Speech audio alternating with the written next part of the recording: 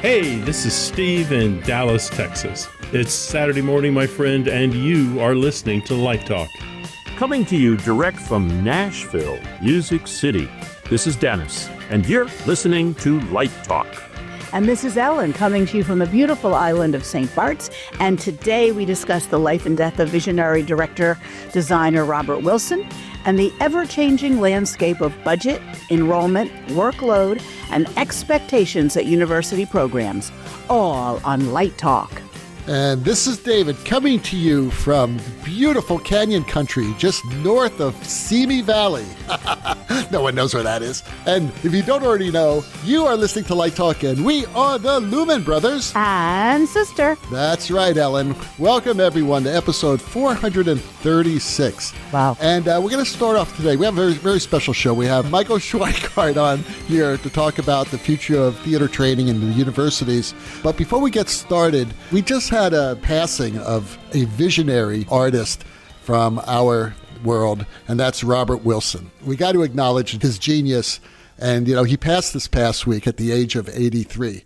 Robert Wilson was a visionary theater and opera director whose innovative productions have decisively changed the performing arts since the late 1960s. Wilson was described by the New York Times as America's, or even the world's, foremost vanguard theater artist. He also worked as a choreographer, performer, painter, sculptor, video artist, and sound and lighting designer.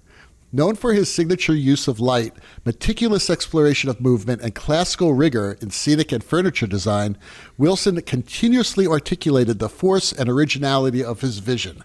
His groundbreaking work, including the renowned production Einstein on the Beach, has left an indelible mark on the world of theater and opera. So, to my brothers and sisters, any comments about the importance and the passing of Robert Wilson? I'm just saddened because it seems like so many people are passing lately. It's really very sad, very sad. I don't really have words. Yeah, and he was still very active and was supposed to do something at La Mama coming up. And I think many of us were deeply influenced by his work. I was the publicity director at the Brooklyn Academy of Music in 1984 when we did the revival of Einstein on the Beach, which dates from 1976 at the Avignon Theater Festival, and then it was done at the Met, and then we brought it back at BAM. And watching him work was really incredible. I mean, it could take 4 hours to do one light cue. And people like Beverly Emmons will be happy to talk to you about it for 4 hours. But, there'd be a time when the stage is black and there's a body and you can see in the shadows and there's a hand and the hand is lit. And until that hand was lit, it could really be an hour and a half of, could I see number one at 30%? Could I see number one at 40%? I mean, I don't know where they get the patience. But he's a very interesting character. He grew up with a very bad stutter and did not speak. He was really not a verbal person in any way, even in his later work, which may explain some of the attraction to Philip Glass, whose music is sort of atonal and nonlinear to begin with and repeats. And if you listen to the score from Einstein on the Beach, if you don't know what you're listening to, you're ready to shoot yourself. I mean, a lot of people walked out of the theater from the repetition of it all. And, Wilson's piece about I'm sitting on my front porch, blah, blah, blah, blah, blah, whatever, is the same exact text repeated twice by two different people. And you really need acceptance to even sit through some of that work. But once you let it sort of invade you, you're really taken by it. So yeah. I am also very saddened by his loss. I think he really will remain one of the major figures of 20th and early 21st century theater. Well, he really changed everything in theater design, especially in the opera world, where I make my living. First of all, he was one of the most, if not the most important person in the postmodern theatrical art movement. And also, you're talking about Beverly Emmons. One of my former grad students, Kenny Schutz, was his lighting designer, or co-lighting designer for several years, actually. And the stories I got from Kenny were amazing. But Kenny has a lot of patience because he actually put up with me a lot of times. He was my associate on some shows. He really changed everything. I've done quite a few Philip Glass operas, and I love that music. I must say, I'm one of those weirdos who likes that repetition and that interplay. It's really, really cool. No, I do too. And, Koi Anasquazi, the film is just, it's mesmerizing. It's just Right. beautiful, beautiful music. And it makes sense that Robert Wilson was attracted to that music. He did a lot of work with neurodivergent people, including a painter, Chris Knowles, who did not speak, who he eventually cast in Einstein on the Beach. And Chris went on to be a well-known painter. And Robert worked with a lot of people who, like himself, stuttered or did not speak. So he really was quite an incredible personality. And I mean, can you imagine, like, in the 40s or 50s growing up gay in Waco, Texas? I mean, I can't imagine waking up in Waco at any time, even now. Waco's a wild place, right, Steve? This remark about Texas, we know where that valley is you live in, and we'll come kick your ass. It's a great place to live. I saw a documentary on Robert Wilson, which was quite good. And one of the things that I walked away from that is, America claimed him, but it took the Europeans to appreciate what he was and what he did, and his successes at every major opera house in Europe is what woke America up to who he was. And I think I found a little quote here to speak to Ellen's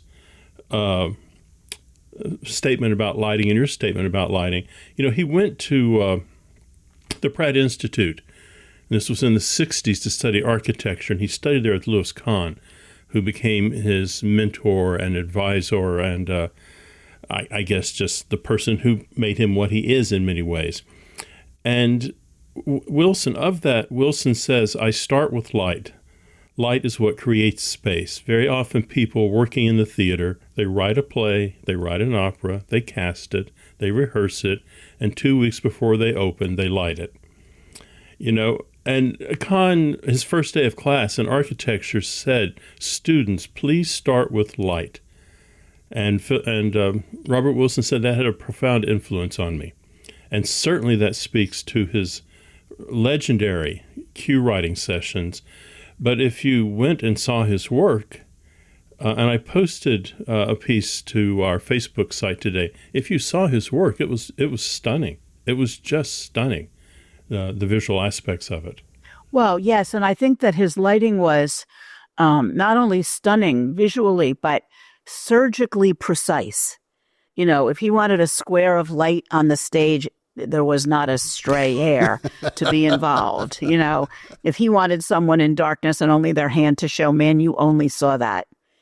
Even in like an Einstein on the Beach, bars of light crossing the stage, moving. I mean, everything was surgical. Precise. Well, if you go back and listen to that Beverly Emmons interview, she talks about one piece she's working on where the actor walks across the stage from left to right, follow spots in the wing. Wilson's very happy. Actor crosses 50, 60 feet of space. The one thing he demands is that the shadow never change shape. It can never be longer. It can never be shorter. So that took a little bit of work on Beverly's part to get that timing out so the shadow remained constant as it walked into the light. Interesting. All right. Well, R.I.P. Robert Wilson, and thank you for all of your art and all your inspiration. I know this designer has been greatly inspired by you and your lighting. All right, so let's get on to our show. Today we invited guest Michael Schweikardt here. He's the Assistant Professor, School of Theater and Dance at San Francisco State University. Today's episode will be a one-topic show where we discuss the ever-changing landscape of budget, enrollment, workload, and expectations at university theater programs. We should say hi to Michael. Hey, Michael, how you doing? Hello, I'm great. Thank you so much for having me. Yeah. Oh, it's great to have you. But first, before we get started, Ellen, why don't you tell us a little bit about Michael? Okay, I'd love to. So Michael Schweikardt, a set designer, has enjoyed a successful career for opera and theater companies across the United States and abroad. Off-Broadway productions include Blood Song of Love for Ars Nova, Rewrite at Urban Stages, The Black Suits at the Public Theater, The Plant That Ate Dirty Socks, which I'm very interested in, at TheaterWorks USA, Things to Ruin at Second Stage in the Zipper Factory, and Tristed Irish Rep. Other American regional theater credits include productions at the Old Globe, Cleveland Playhouse, Long Wharf Theater, Pittsburgh Public Theater, Cincinnati Playhouse, and the Park Repertory Theater of St. Louis, Oslo Repertory Theater, Maltz, Jupiter Theater, Syracuse Stage, Virginia Stage Company, Cape Playhouse, Paper Mill Playhouse, and numerous productions of Goodspeed musicals. Michael has had the honor of designing multiple large musicals for the Muni, America's largest and oldest outdoor musical theater. In addition, Michael has designed over 50 musical productions at California Musical Theater in Sacramento. His touring productions include Ella, a musical about jazz legend Ella Fitzgerald, Motherhood the Musical, and James Taylor's one-man band. In addition to Michael's theater work, he has also designed multiple operas and has been awarded multiple honors for his design work, including the Broadway World Award, a Carbonell Award, Connecticut Critics Circle Award, and the Kevin Kline Award. So welcome to Light Talk. Welcome, Michael. Oh, whoa. Do you feel it? Do you feel the earth moving? This is the first set designer we've had on the show, I think. That is not exactly true. There's a whole nother audience out there going, thank God. Thank God. Absolutely.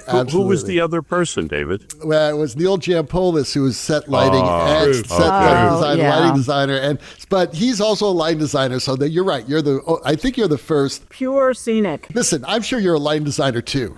I've gotten a lot of lighting notes from set designers, so to me, they're designers as well. What can I tell you? Okay, so to frame this discussion for our listeners, along with your illustrious career as a stage designer, you are also a professor at San Francisco State University, which is part of the California State University system. And as you know, I am a professor emeritus at California State University Long Beach, and one of our Lumen sisters, Ann McMills, is a professor at San Diego State. Both of these universities are part of the same system as yours. So we are somewhat familiar with the crisis that you are now facing at San Francisco State. So could you please explain exactly what is happening to the theater program at San Francisco State, which I am sure many university theater programs are also or soon to be dealing with? Yeah. I will do my best. Thank you. Thank you for all of that. Thank you for the introduction, and thank you for having me on the show. We're facing several major problems or obstacles at the university here in San Francisco. The first is budget cuts. Depending on the moment that you look into the situation, we are left with anywhere between a $33 million and a $43 million shortfall or budget gap, which needs to be addressed sometime in the next 2 years. I know that's a huge disparity, right? That's a difference of $10 million. But the upshot is, whether it's $33 million or $43 million, it requires a major attack, right? There are no small Band-Aids that are going to address that budget issue, whether it's on the smaller side or the larger side. So that is a huge problem. That has left us, at least at San Francisco State University, with no more lecturer faculty, full stop, right?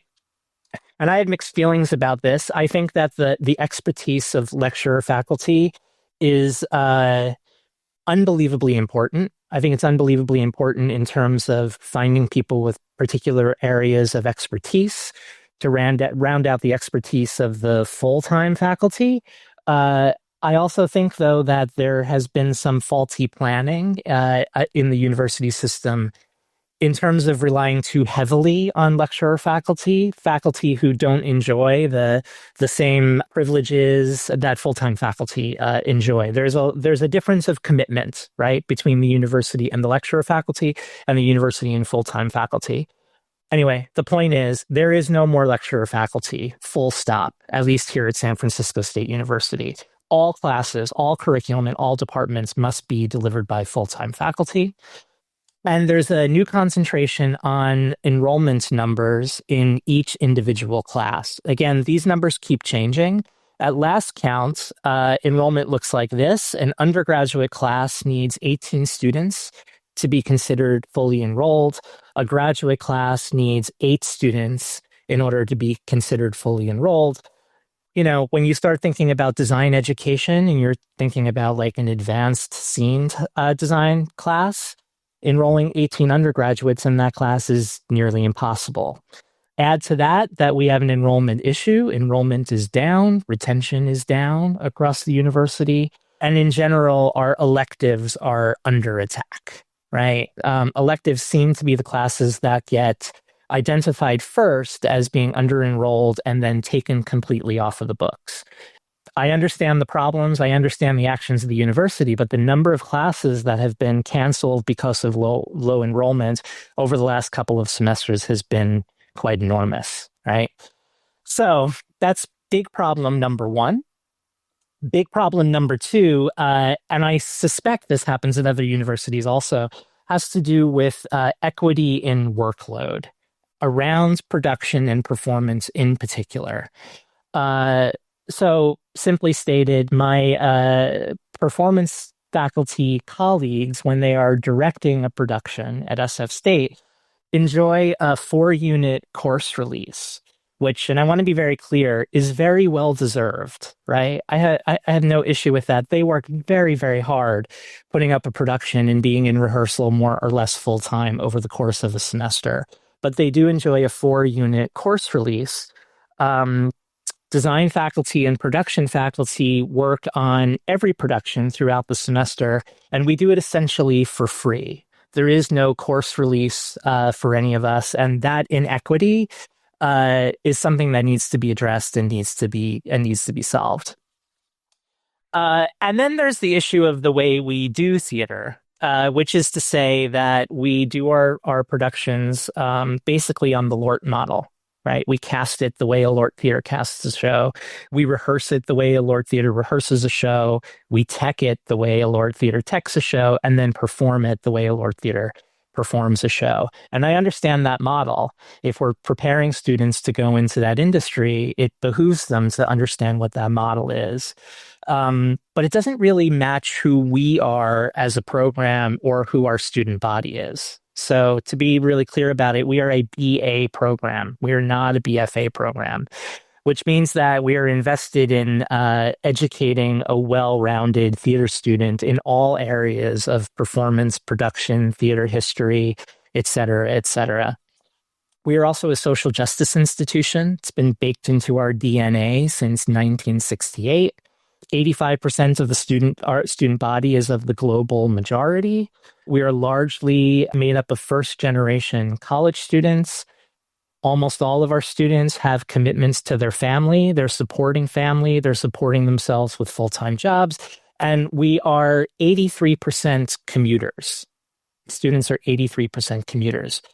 The idea of rehearsing shows at night from 6 p.m. to 10 p.m., teching in the evenings for long hours, rehearsing on the weekends and performing on the weekends simply doesn't work for the student body.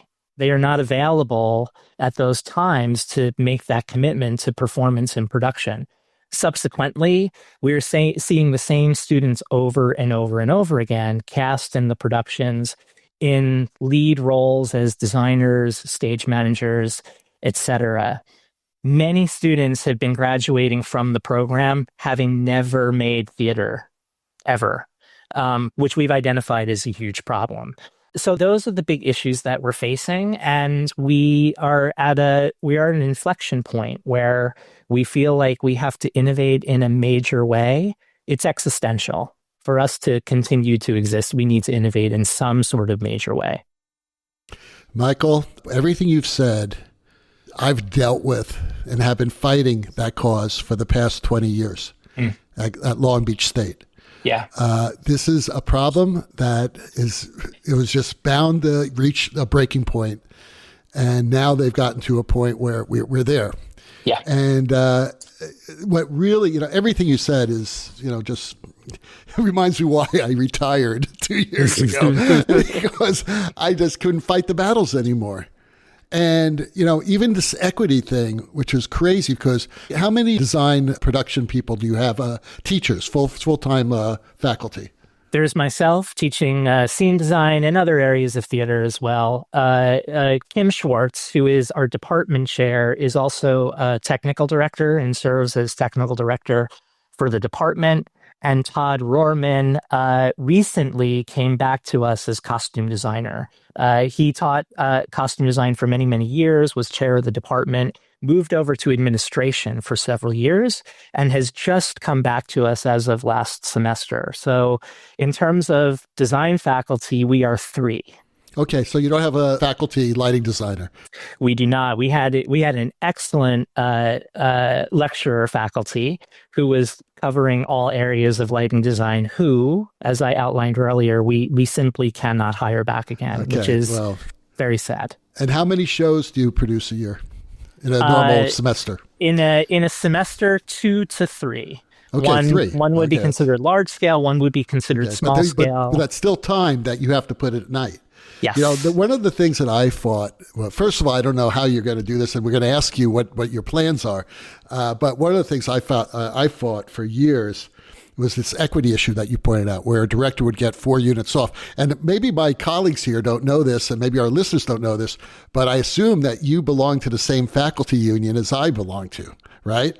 So there's a limit on how many courses you can teach. Mm-hmm. Right. So part of the reason why if you look at, let's say, a chemistry department, right, and a professor is overlooking the laboratories, the chemistry department, that professor gets course relief for that, because a lot of people don't understand that the theaters are laboratories. Yes. in a school. That is where students really learn how to do theater. It's in the laboratory, and you're there to give notes to the supervisor and all that other stuff. So course release is certainly required for that. And this is something that, again, I fought for years and years and years about. But the problem is, if you start getting 4 credits course release, that's 1 class plus maybe 2 classes, depending on how many credits that class is, that you can't teach. And if you don't have any lecturers, how do you teach the classes? Yep. It's like a catch-22 that is like, to me, it was just no use fighting anymore, because eventually I just saw the end, that eventually this department's just going to implode and they won't have a theater department anymore. Yeah. And, and as designers, we're at the center of that problem, right? And often, I'm sure you're alluding to this too, the problem that you're faced is you can either do more for free, or you can feel responsible to some degree for the implosion of that program, right? That's a very difficult position to be in. I was just going to ask that the $40 million budget gap is for the entire university? Yes. And the state can't help? I don't actually understand this arrangement. The state is offering some sort of loan at the moment. I don't know if anybody else from the CSU understands this. It's not an arrangement that I understand, and not one that I think I will be filled in on until the semester begins and we resume meetings with the dean and the CFA. But no, I don't think any help is on the horizon in terms of that budget gap. I think it is a reality. I think it is a reality that has been kicked down the road for many, many years, and like all things, has come home to roost. We're at that point where there is no more kicking it down the road. Right. And the kids don't pay a lot of money to go to this school. My opinion is that they do not pay a lot of money. I think our tuition is one of the most affordable. I think it's a kind of an amazing deal, in my opinion, in terms of what students pay in this market and in this location, and what they get.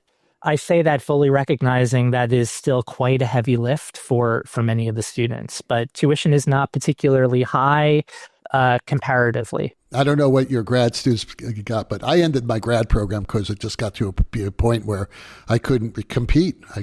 Students couldn't afford to go. And you'd have to give them at least tuition waivers, but it got to a point where they couldn't even do that anymore. And I just said, okay, well, no more grad program. We're running an MA program. We did have an MFA program, which predates me. I came to SF State post-pandemic, if you can say such a thing. But the MFA program, there was an MFA program in design, was put on hiatus as we went into the pandemic with the hope of restarting it. We had that discussion about a semester ago. It had been on hold for so long that the university kind of demanded that we make a decision to move forward with it or to eliminate it totally. It was a very tough discussion, but given the things that I've outlined, right, those enrollment caps in graduate classes in particular, there's no hope that we're going to recruit 8 students in any design field to fill those classes. And like you, David, I just don't feel like I don't feel like I can ethically offer an MFA to students who are going to go into debt in order to achieve it, right? I got a BFA initially and went to work for 25 years. And one of the things that was key to my success was that I didn't come out of my undergraduate with debt. And it meant that I had a lot of choices in terms of what work I could take and what work I would not take and what my path was, because I did not have that bill to pay every month that was accounting for the debt that I had for my MFA program. So yeah, it's very, very tough in the graduate realm too. Michael, a question about the enrollment scenario. With the declining enrollment, is that endemic of the universities that do theater programs around the country? I mean, are you seeing student decline everywhere or just at your university? That's a great question. This is anecdotal, right? I don't have hard facts to back this up. But as I talk to my colleagues in universities, all other places in California and other places across the country, I am hearing the same thing. I am hearing that enrollment is down. I'm hearing that interest is down, and I'm hearing that there is great competition in terms of recruiting students to come to various programs. So anecdotally, I think it's countrywide. Yeah, the only reason I ask is I work for a company called the Lighting Design Group, and we get a lot of resumes from people interested in students coming out of school. And I've noticed a serious decline from people interested. And I've often wondered in the last year whether it's because they're just not interested, or they want to go open a McDonald's somewhere, or there just aren't the students coming out of the schools, so that the numbers are affected everywhere. And if that's the case, then what's the prognosis for show business in general if there's no people that want to go into it? Well, that's a different question, though, as to whether getting into the workforce right out of high school is not a viable option. And we have discovered at LDI that there are a lot of workforce programs that are taking kids, especially lower income kids from, high schools where they might not have a possibility to go to college, and getting them immediately into the workforce. And it seems to be successful. Or in situations like Studio School of Design, right, where options are offered over and above or outside of the normal academic curriculum. Right. And certainly at a more reasonable fee than a university. I mean, I understand that CalArts is having a lot of problems, and their tuition is probably stratospheric. And some people that I know have been laid off from there faculty-wise because the numbers are down. So I don't know. I think there's been a big workforce movement. We've certainly seen it. And the companies like PRG and Four Wall and all, not that you learn to design there, but it's a good way to get your foot in the door. And kids can start, rolling cable and then going out on tour. And then if they have a propensity for programming and design, they can move on from there. It's a bigger issue, especially if you're offering a BA, a liberal arts degree, is what type of training are these students going to get without the arts? What type of well-rounded individual are these? Because this is not just theater, guys. This is music. This is everything. And again, this is just one of the arguments I made, because we're going to ask you what your plans are and how to do this. But one of the arguments that I made about all this was that I don't think we could even offer a BA to anybody if there's no arts component. along with, all the challenges that AI has brought along with critical thinking skills, and things like that, now we're going to say, okay, you don't have to worry about art or music or anything else, in order to become a well-rounded citizen with a BA and whatever you're getting from that university. This is essential. Arts are essential. Another unfortunate trend that we've been seeing is this move away from hiring and retaining good teachers. You've seen this huge shift away from teachers. Now, how a theater department can run with 3 full-time design tech professors teaching their load, I assume it's 3 classes, plus your free time, the time that you're donating to the university. How you can even run a program like that is, I can't see. And also the fact that you have a family. Everybody has families. And we all know if you're doing 3 productions a semester, how many weekends is that? I mean, that's 6 weekends right there. Mm-hmm. And then to add to that, many of us, this is true of me at least, and I know it's true of others, I try to maintain a healthy professional practice, one that is absolutely in balance with what the department needs and what the students need. But I do think it's essential to maintain contact with the industry, if you will, and understand what is current and what are current business practices and what are current design practices, and to be able to offer that information, bring that information back to the university, and also to be able to bring students to the professional practice, right? So it's a whole other component that taxes our time as well. And the university requires you to maintain your creative life outside the university. It's part of your RTP responsibilities. You really can't keep your job without it. So it's really a catch-22. It's very, very tricky. I used to take students to Europe with me when I did shows, or to Asia. And now they have so many regulations against that, it makes it financially impossible to do. Yeah. So that's another reason why I ended the grad program. Yeah. Because especially in grad, it's really essential that they get on-the-job experience. Yeah, I agree. So what are your plans on how you're going to approach this semester? Well, this is what we're going to try, right? And I just have to be clear that it's an experiment. I think it's a worthy experiment. I think it is one that is going to be in draft form for quite a while as we understand what works and what doesn't work. But at the heart of what we're trying to do is this question, which I think Ellen really identified, which is like this. We have to really think about: are we a professional training program? And I value professional training and I value professional training programs, but we are not a professional training program. I believe that with all of my heart, right? I enjoy teaching in a program that's not a professional training program, but as a BA, that is not what we are about.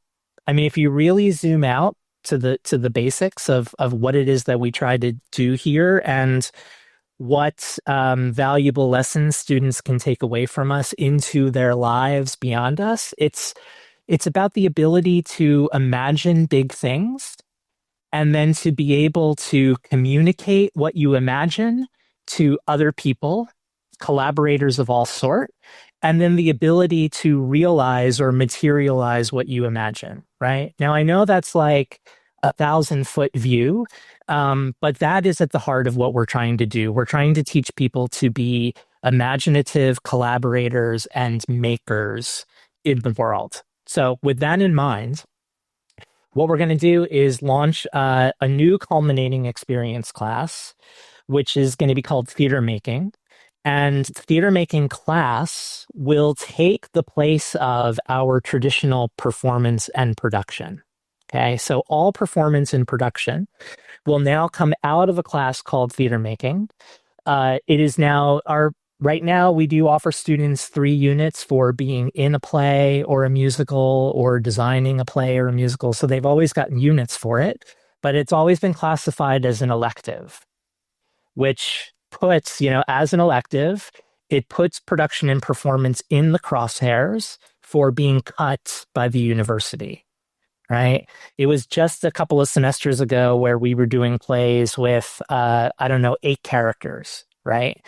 You enroll 8 actors into an elective, and that's where your production comes from.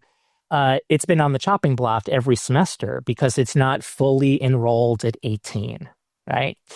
So by moving the class from an elective and putting it into our core curriculum, we are protecting it from being cut. We're also increasing the enrollment, right? What we're going to do with that class is basically, this is the hope. We're going to form a theater collective or a small theater company. In the fall, we've registered 20 students from a variety of interests and backgrounds who we've decided are prepared to take the class. We will meet together with them and make a small theater company out of them. And from that group of 20 students, they will have a lot of autonomy. They will decide, with faculty mentorship, the students will decide what it is they want to produce. That could be a play, a musical, it could be devised, it could be children's theater, it could be a cabaret, and we don't even know the possibilities until we meet with the students. But the students will have autonomy in deciding what it is they want to produce and how it is they want to produce it. If it requires licensing the show with faculty mentorship, the students will license the show. The students will create the budget for the production. The students will create the production calendar. They will identify who is going to direct it and how they're going to cast it. They will identify who will design it, if there are designers, who will stage manage it. They will do all of the publicity and marketing, the program writing. They will be a fully functioning, autonomous, self-contained theater company. The goal here is to create well-rounded theater makers, students who will understand all of the aspects of what it means to, I hesitate to use the word produce, but I'll use that word here. They will understand all the aspects of what it means to produce a piece of theater. Our hope, there was a time when SF State's legacy in the Bay Area was that students would graduate from this program and they would start new theater companies, upstart theater companies in the Bay Area. Almost every theater company in the Bay Area can be traced back to groups of students coming out of SF State, right? We need that badly, again, in the Bay Area. As theaters close all over the country, the Bay Area has been particularly hard hit. Our hope is that students will leave here after that culminating experience class and will know how to start companies of their own. I've made my whole life's work in the LORT area. I appreciate them deeply, and I love it deeply. I love the work deeply. But LORT has many, many problems, and maybe they are unfixable, maybe they're not. But this is a move away from professional training and a move away from the LORT system and a move towards teaching students how to be autonomous, teaching them how to make theater with the hope that they are going to show us something new and that we can help them along that path. So I'm sure there are a million questions in there and things that I skipped over, but that's the big idea that's at stake here. It's very exciting. I think that's great to have plans like that. I should add this, because we started, part of this conversation came out of this idea of the inequity that happens on the faculty here, right? And how that needs to be addressed. So how the theater making class addresses that inequity is that each class will have two professors assigned to it as mentors. And one of those professors will come from the performance and or directing faculty, and the other will come from design and technology. So that means that a design technology professor is now a professor of record on the class and is getting full credit for that teaching load. So that's how this model addresses that inequity, which I think is also very exciting. A great idea, and I think that what we did, we had activity units for our students whenever they were in a production and that sort of thing, and they were assigned to professors. So that's a workable solution, absolutely. I think though that it's a great solution for a BA program. Yes, I think it's great for a BA to say, that's now you create whatever you want to create. You communicate, you problem solve, you do all this stuff, right? But we're not trying to recreate the profession here. I agree with you 100% that this solution that we're embarking on is a potential solution for a BA program. It's been a journey. It's been a good journey, but one in which I think we at SF State in Department of School of Theater and Dance, we've had to reconcile the fact that we are a BA program, right? I do think that given our history, there were those of us maybe on the faculty, perhaps on the staff, who still felt vestiges of being tied to a quasi BFA program. It took all of us to really come together and understand that is, at least here, that is not what we offer. We offer a BA, and we had to really reframe the way we think about the education that we're offering students. We also had to re-educate students. This was very interesting. We just went through our NAST accreditation. It was my first time going through that process. It was really illuminating in any number of ways. Yeah, it was heavy duty. I've written 3 NAST reports. Bless you. It's quite a lot. But here's something that the NAST people identified for us, right? In their evaluation, one of the things that they said to us was, listen, we've talked to the students. We understand that you are a BA program, which means you have no concentrations or areas of focus, right? You walk out of SF State School of Theater and Dance with a BA in theater arts, not a BA in theater arts with an emphasis on acting or concentration in design. There is no such thing, right? But when the NAST adjudicators were speaking to the students, they came to realize that the students didn't have that understanding. That might be willful or not willful. It doesn't matter. But students were under the impression that they were either in a BFA program or they were specializing in certain areas. And they said to us, you really need to fix that. You really need to get students to understand who it is that you are. So it was illuminating to come to realize that even the students had that misunderstanding about who we are and what program they had chosen to come to, right? All of this is to say, David, I think you're exactly right. This is a potential solution for a BA. And I'm just highlighting that it's been quite a journey over the last year to really put that frame on who we are and what it is that we do. We are a BA program, and we're trying to lean really, really heavily into that as we go forward. I do not know what the solution is for the BFA programs out there. I think it's a harder row to hoe in many ways. There was an interesting discussion today on NPR, and STEM programs are starting to fail. And they were looking at why they're starting to fail. And it is, I think, what you're addressing with your BA program. It's too concentrated.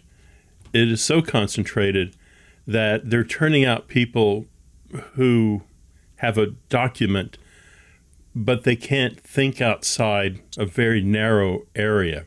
So I think you might be onto something there with this multicultural, very diverse group of 20 or so students who come together as a collective each semester.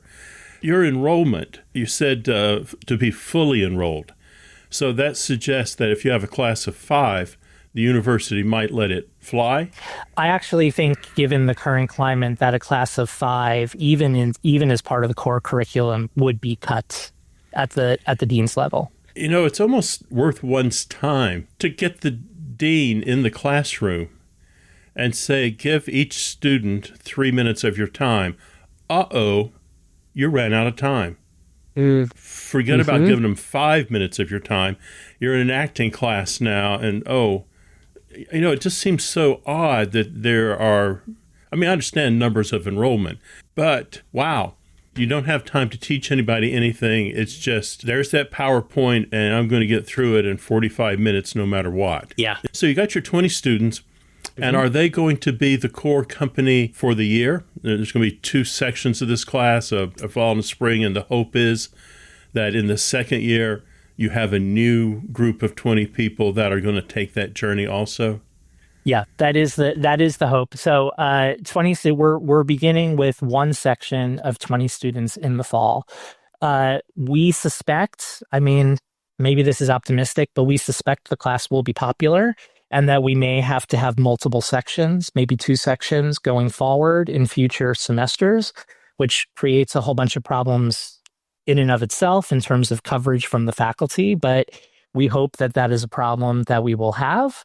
And yes, there will be turnover. However, and I think this is important, we've structured it. It's a culminating experience class. It is in the core curriculum, but a student can repeat it as an elective multiple times, which means if a student is really interested in theater making, and hopefully interested in multiple areas of theater making, they can take it the first time to satisfy their core requirement and then continue to re-enroll as an upper division elective, maybe as much as 4 times if they have that much time available to them while they are here. So it's not a one and done sort of situation, but it is the sort of thing where a student can re-enroll and explore multiple areas. To add to that, I think there's a number being floated around the university of, the desire, and I don't know how much this is going to be enforced in the future, but I suspect it will. The desire is that every full-time professor will teach 120 students a semester, which is also, quite a lift within the theater program. Now, for me, I mean, that prompted me to immediately write a theater course that covers the general education arts requirement here at the university to sort of pad out our numbers, if I'm perfectly honest. I mean, I hope it's going to be a great class. I think I wrote a killer class. But it is a way to sort of compensate that balance, right? But I do think we're going to be juggling, for better or for worse, these mandatory enrollment numbers. 18 is a lot. 18 is a lot for a theater making class with 2 faculty mentors. I do think there's every possibility, as you noted, Steve, with the example that you gave, that the students may want to do multiple things throughout the semester. And I don't know if that means dividing them into smaller satellite companies or just producing multiple things, but all of that remains to be seen. So where do we think the future is going to be now? Where do we see this ending up? One thing that Michael said that was really interesting was that he was lucky enough to graduate without debt.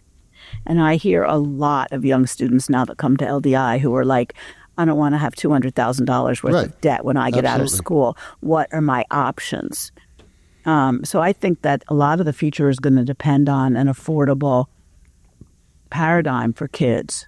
The only schools I see who can actually survive this, having BFA programs and MFA programs, are private universities that have large endowments, like our brother Steve is in right now. He's going to be one of the very few schools that are going to be able to survive this. Didn't Yale just make the David Geffen School of Theater free to all Yale's students? one of them as well. Exactly. Yeah.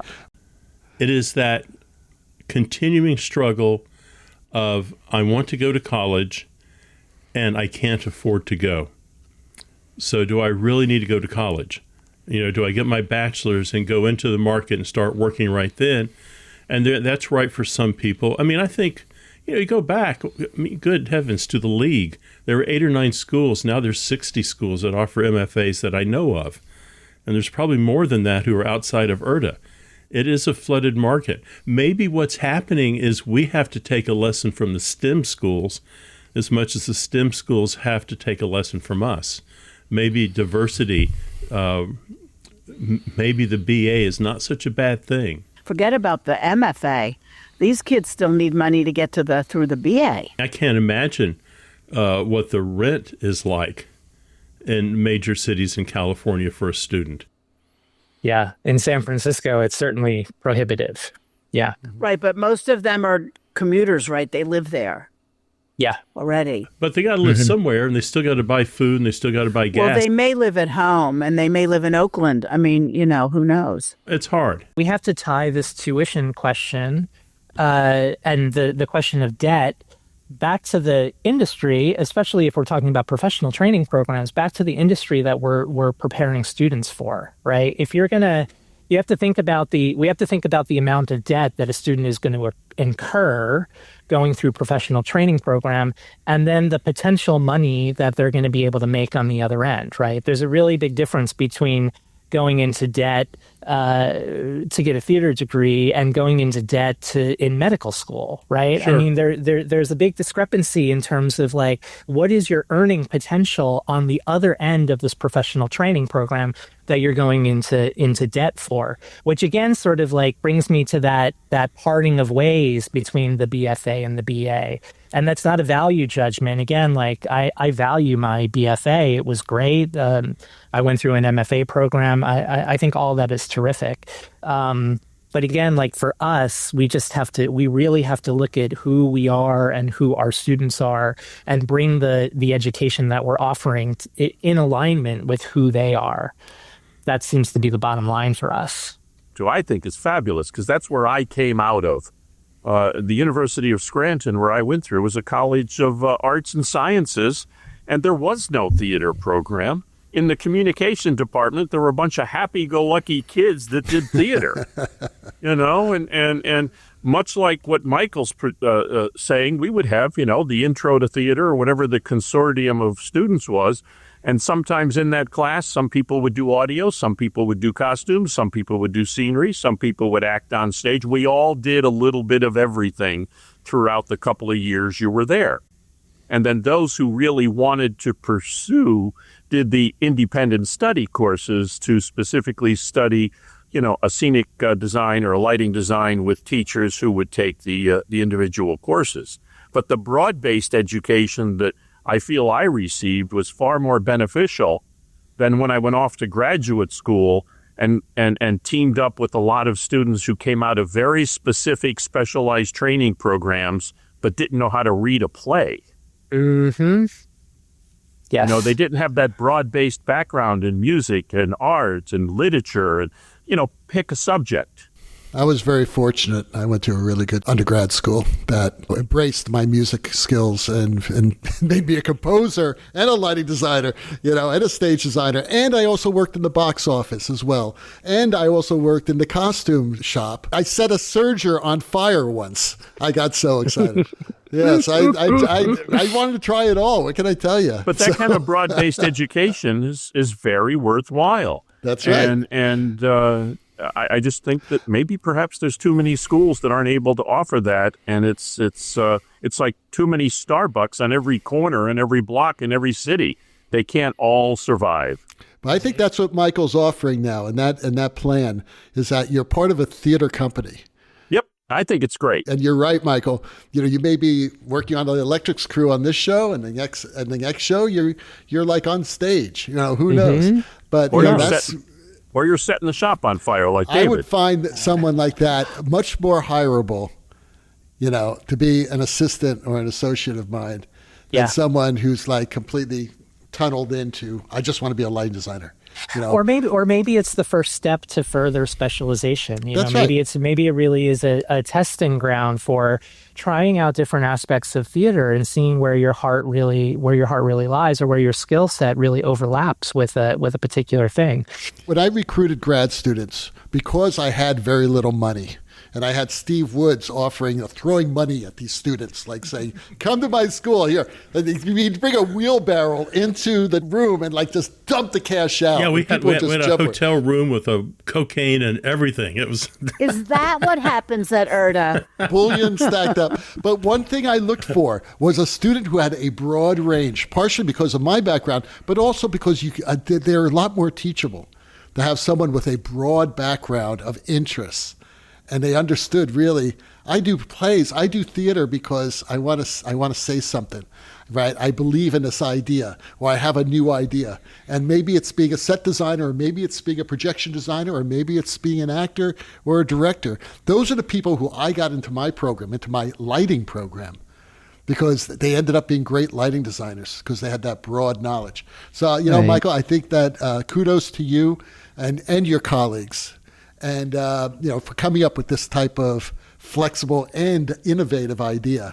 I think that's, please, and we'd love to have you back on the show, at the end of the semester, to see how it went. Okay. Yeah, and what didn't fly, because we do expect a fair amount of failure, and I think that is baked into the That's okay. equation, right? Some failure is to be expected and is okay. I just think that you did something very brave. I just think it's terrific. I'm going to tell my friends about it. A lot of them know already because they probably got your email. But I think that it's a terrific thing. And thank you for being on the show today. It's been wonderful to meet you. And maybe we can just have you back just and talk about your design work. Sure. and how you work with lighting designers, right? Absolutely. Well, the rocking sounds of the Luminoids tell us that once again, you've spent another morning listening to Light Talk. You can hear our show on just about every podcast site out there. Check out our website at lighttalk.org and be sure to follow us on Facebook and subscribe to our podcast. That way you will not miss a second of Light Talk insanity. No guarantee is offered regarding the accuracy of any statements or opinions made on this podcast. However, if you do decide to litigate, you will have to deal with me, Snoot from the Snoot Group. And don't get it twisted. Just because I married one of these losers does not mean I will go easy on you. So don't fuck with me. Light Talk is written and produced by the Lumen Brothers And Sister. Coming to you from Canyon Country, the Lone Star State, St. Bart, San Francisco, and Nashville, Tennessee. And be sure to join us next week when we talk about more lighting shenanigans and serve you more of our casserole of nonsense. Light Talk, broadcasting questionable lumen knowledge and humor around the world. So we'll see you all next Saturday morning. Bye-bye from Light Talk. Bye-bye.